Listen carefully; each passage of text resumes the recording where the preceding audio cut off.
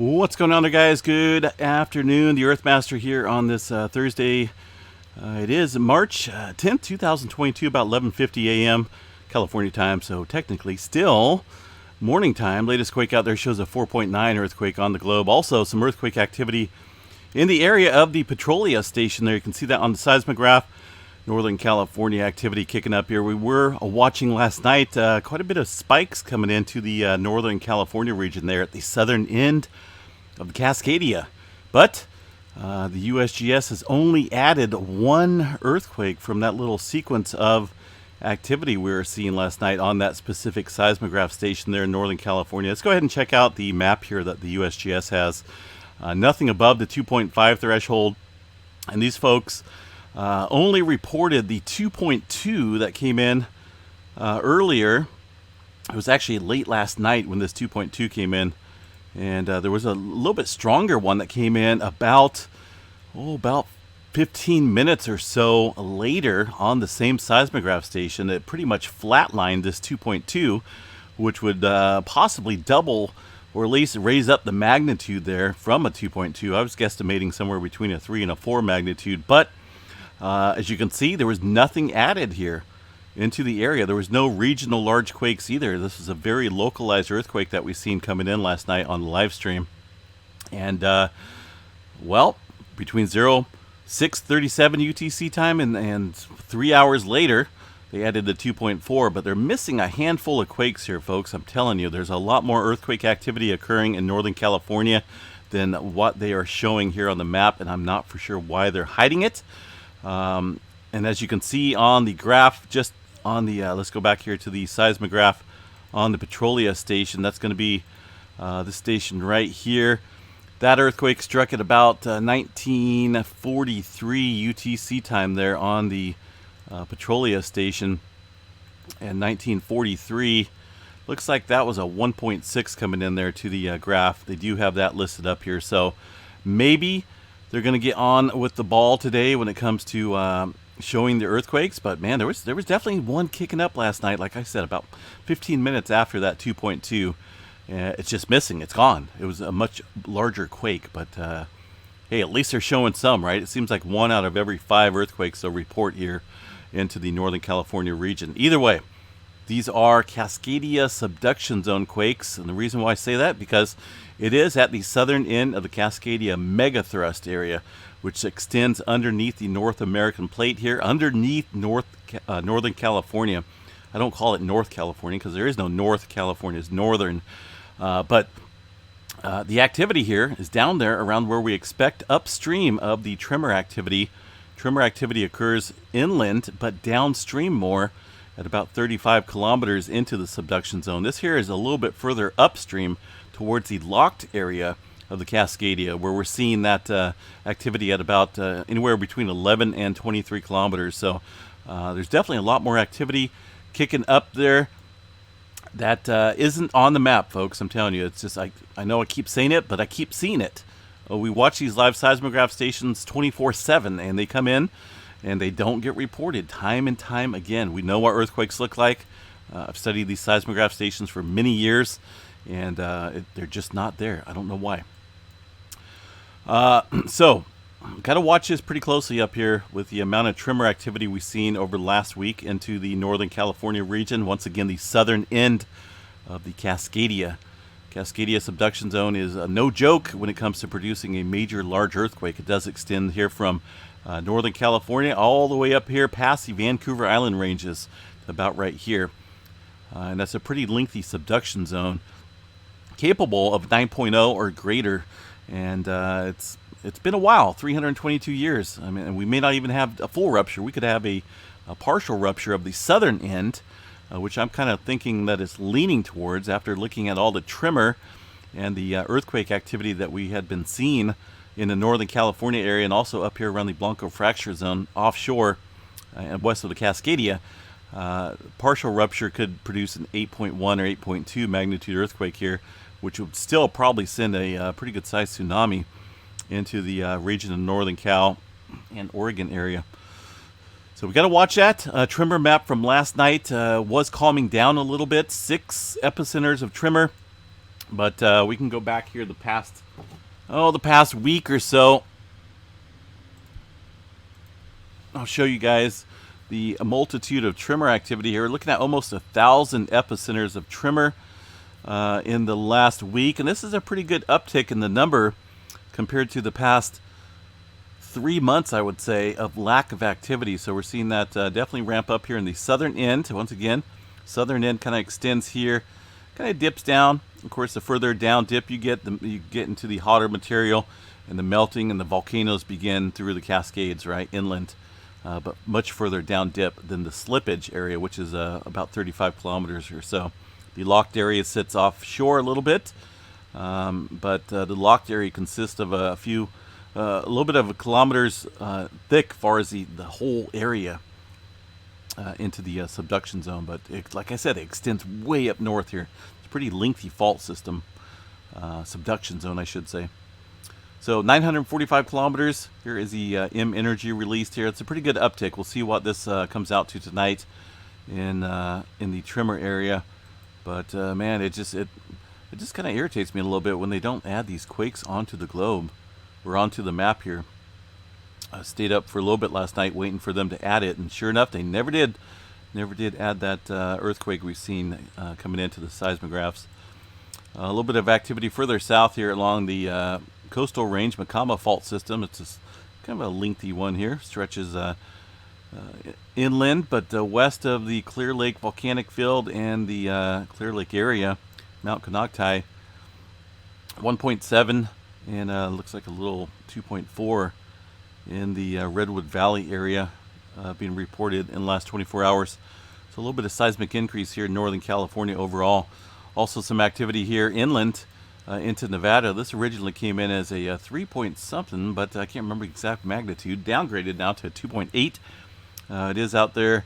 A lot of fault systems sit out here. There's a lot of unnamed faults. Mountainous areas and fault systems go hand in hand, right?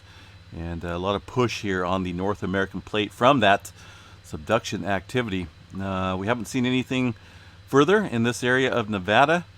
Just at 2.8 at 7.5 kilometers below the surface. Also up here north of Mount Shasta, some activity on the Northern California side, somewhat deep, 13.5 kilometers for a 1.2 near the Hornbrook area of Northern California.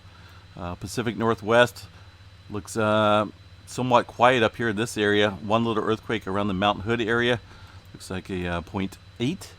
And also some movement north of Mount St. Helens, but no major swarming to report there in the Mount St. Helens area, according to the USGS on that map. So I like to verify, folks. I like to verify if there's activity or not, and it's pretty easy for everyone to do. The PNSN network does provide a wide array of seismograph stations when it comes to the volcanoes up here in the Pacific Northwest. So we're going to check out Mount St. Helens, see what the seismographs are talking about here. You know, we don't need a seismologist or a geologist to tell us there's earthquakes. We can pretty much look at the map here, get a pretty good indicator of what's going on here in the seismic department of Mount St. Helens. And well, over the last couple hours, there's definitely some activity kicking up here. I'm not for sure if that's the one that they're reporting right here. Let's go ahead and check this out here. What the got another one coming into Seattle, but 0958 for the UTC time here. 0958 for that 03 or 0.3. Let's go back over here. 0958. I don't even really see it on there. 0958. That's pretty, I hardly see it. So it barely showed up there for that little earthquake. But there is some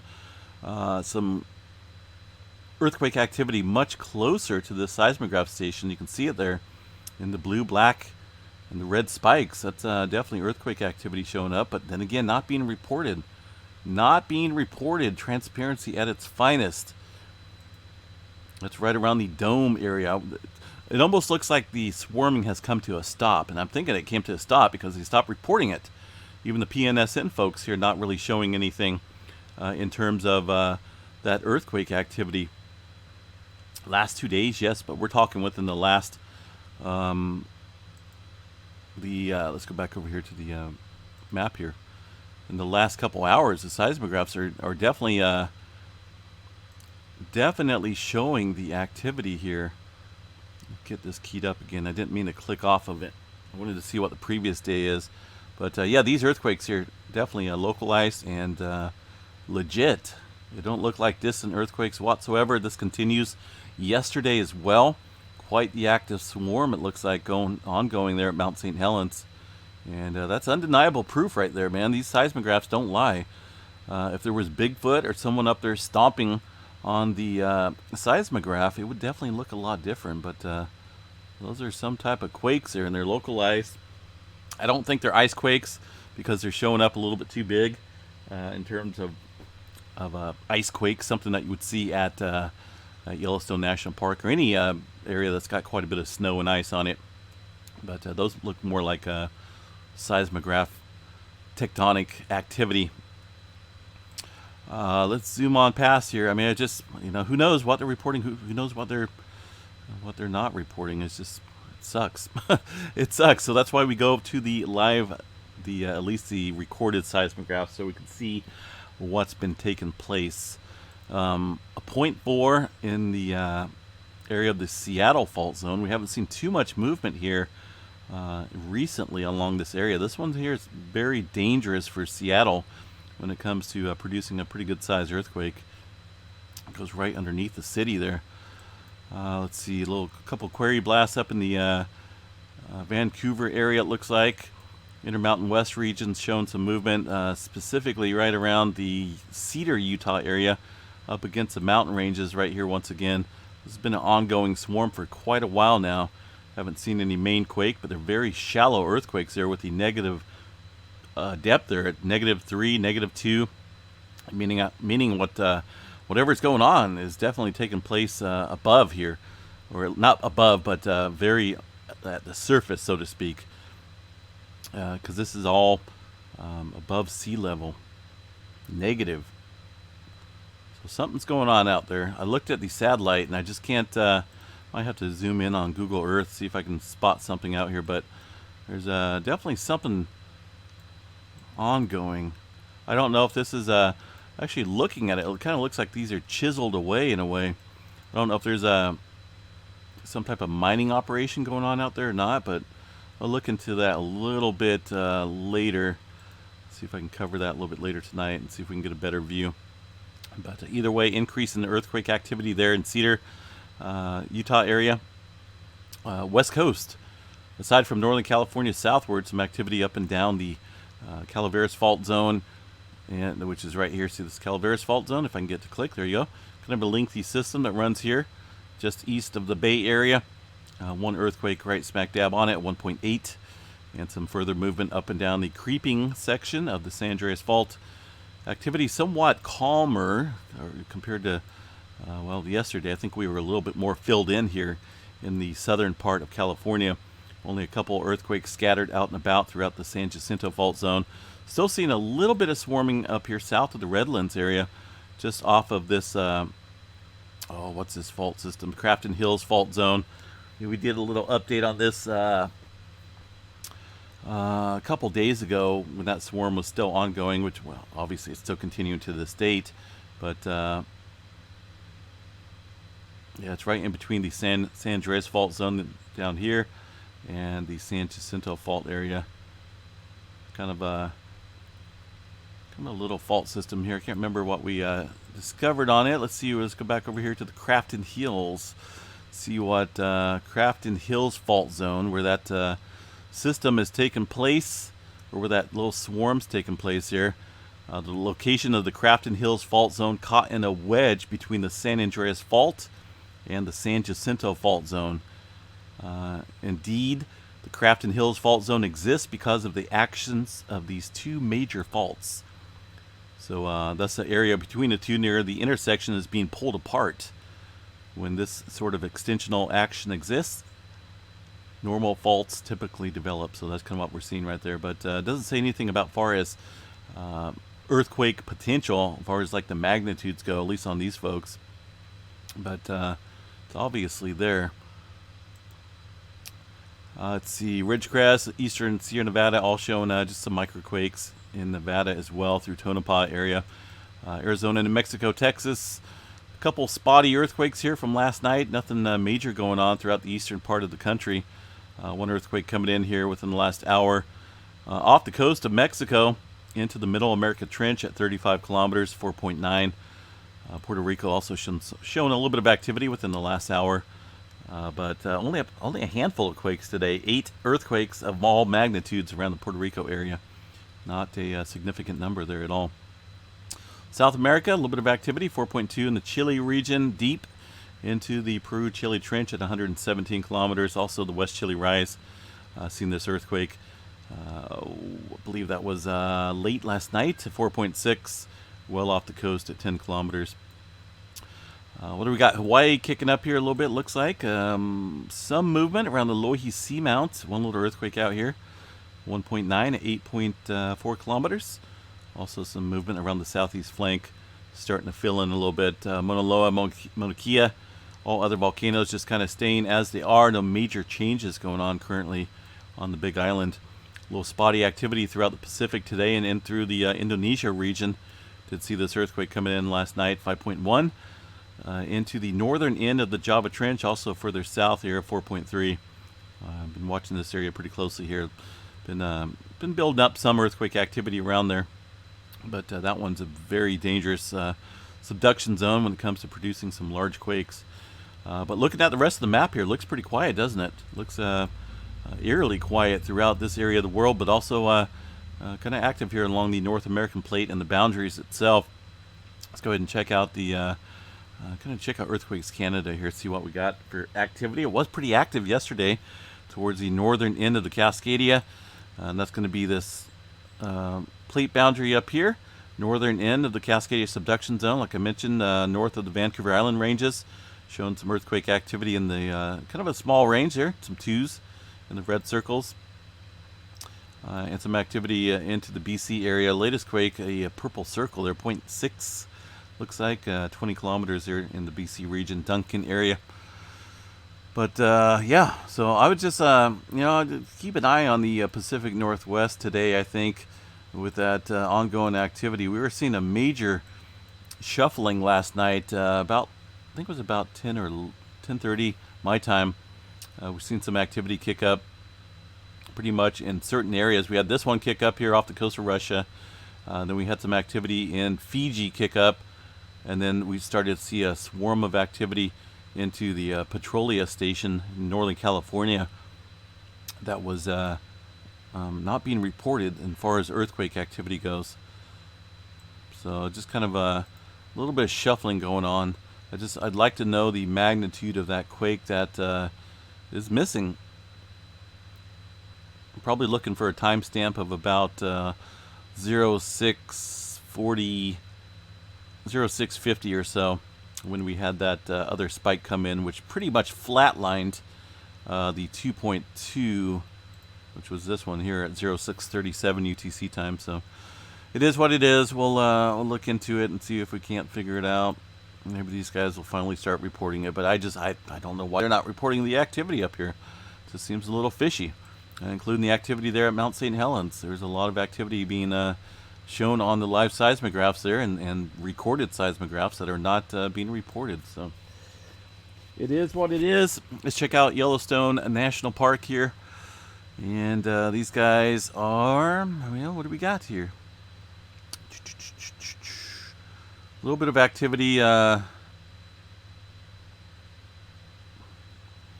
do we got here in the borehole area? This is kind of what I look for when it comes to potential ice quakes. I believe these are ice quakes.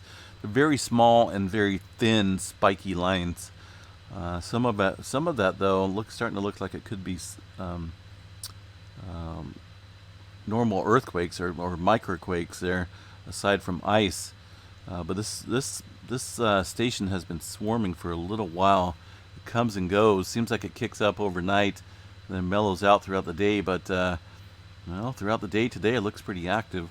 Nothing major as far as any type of magnitudes go, but it is ongoing and it has been continuing for a little while. A little bit of readings over here on the Lake Butte and the Little West Thumb area. I'll show you what I'm talking about.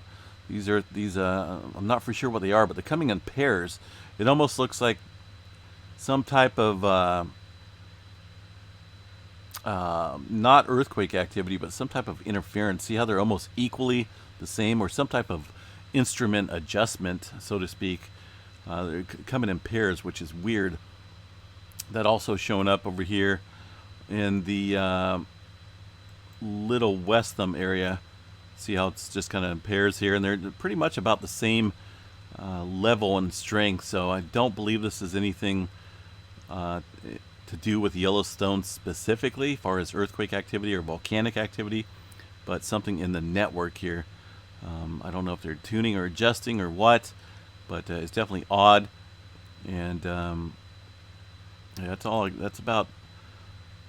What's weird is it doesn't really show up on any of these other stations. If it was something volcanic or underground movement, we would definitely see telltale signs of it in other areas of the park, and I just don't see it. It's just those two individual stations there that make me think that they're doing some type of adjustment or tuning. I don't know what they're doing to it, but I don't see that activity showing up anywhere on other stations. So that's that. Let's see what else we got here. I think that's about it, folks. Like I say, just stay safe out there. Solar weather. Let's go ahead and check this out here on the latest site from SolarHam site.